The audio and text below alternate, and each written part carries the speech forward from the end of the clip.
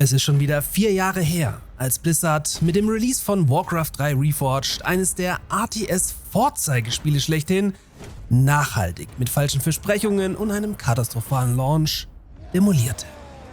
Versprochene Änderungen samt neuen Ingame-Cutscenes, die vorher vollmundig angekündigt und auch schon gezeigt wurden, waren schlichtweg nicht vorhanden. Zudem fehlten viele frühere Features oder wurden gar komplett aus dem Spiel gestrichen, und das ohne das vorher in irgendeiner Form kommuniziert zu haben. Sogar von Betrug war die Rede. Zu allem Übel wurde die Urversion gleichzeitig abgeschaltet und war somit ab diesem Punkt nicht mehr spielbar. Eine absolute Zerreißprobe für die Warcraft-Community. Der Launch war so verheerend, dass Blizzard später in vielen Fällen sogar die Rückgabe nachträglich erlauben musste. Jedenfalls, im Endeffekt kann man es drehen, wie man will. Die Marke Warcraft wurde an diesem Tag nachhaltig beschädigt und eine Legende ihrem Vermächtnis beraubt.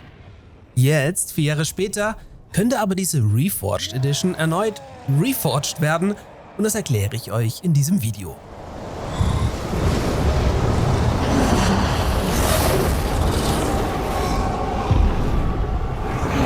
Bis zu dem Tag, da es Feuer regnete und ein neuer Feind über uns kam.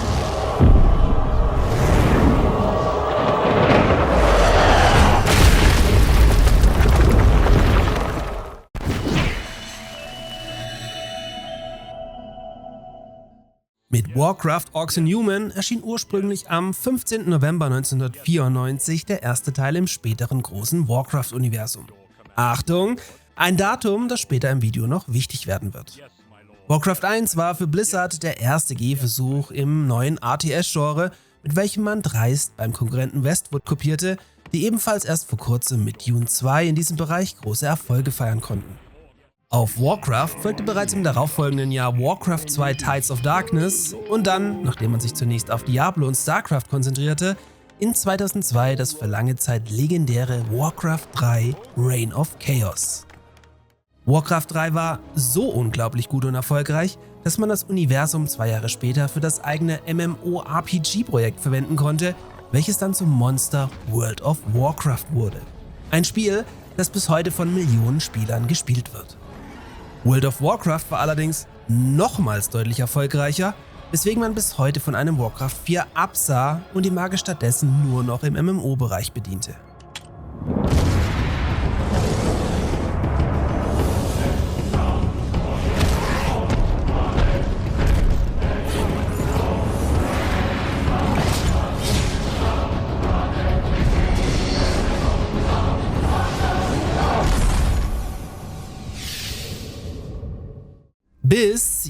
Bis 2020, also 18 Jahre nach dem Erstrelease, die brandneue Reforged Edition, das Interesse am RTS-Titel für eine neue Generation an Gamern neu entfachen sollte.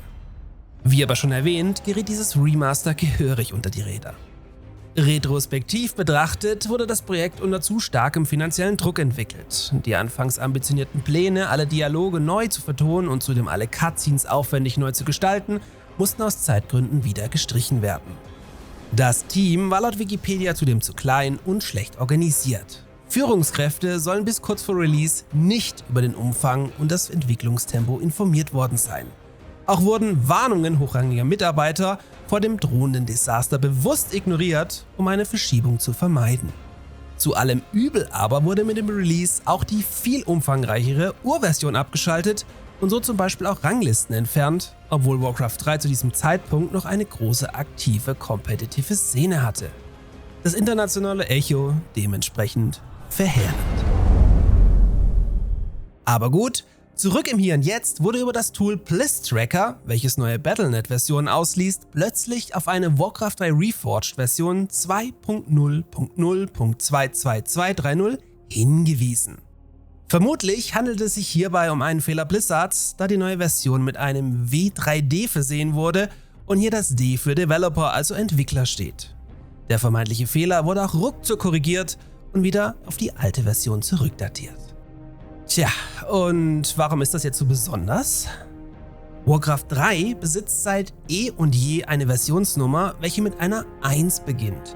Weder das damals große Add-on Frozen Throne noch Reforged selbst haben hieran etwas geändert. Nach 22 Jahren ist man nämlich erst bei Version 1.3.6.2 angekommen. Eine nun vorgesetzte 2 müsste also auf einen gewaltigen Versionssprung hindeuten. Und jetzt kommen wir auf das Release-Datum von Warcraft 1 zurück, welches nichts weniger bedeutet, als dass die Warcraft-Serie exakt am 15. November 2024 genau 30 Jahre alt wird. Ein Jubiläumsevent bzw. eine Warcraft Direct-Ausgabe wurde beiläufig von Blizzard-Präsidenten Johanna Faris auf der Gamescom sogar schon angekündigt, also ein Ersatzevent für die BlizzCon, welche dieses Jahr nicht stattfindet. Mehr noch, wurde 2023 an aktive Warcraft 3 Spieler eine Umfrage geschickt, in welcher diese abstimmen konnten, in welchen Bereichen sich das Spiel noch verbessern muss. Viele davon wurden sogar schon bereits umgesetzt.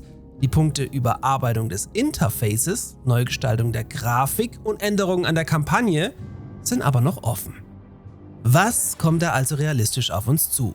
Wenn man sich durch andere Titel wie zum Beispiel StarCraft 2 wühlt, wird schnell klar, dass ein Versionssprung mit einer neuen vorgestellten Nummer immer ein Add-on-Release zur Folge hatten. So war Wings of Liberty Version 1.0, das Zerg-Add-on Heart of the Swarm 2.0 und dann zum Abschluss Legacy of the Void Version 3.0.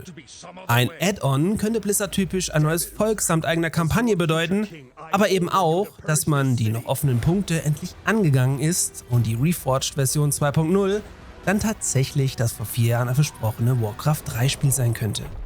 Was es auch sein wird, in grob einem Monat zum Jubiläum sollten wir schlauer sein.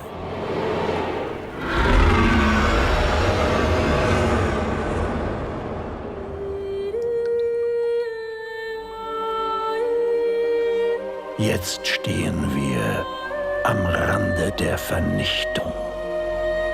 Denn die Herrschaft des Chaos hat begonnen.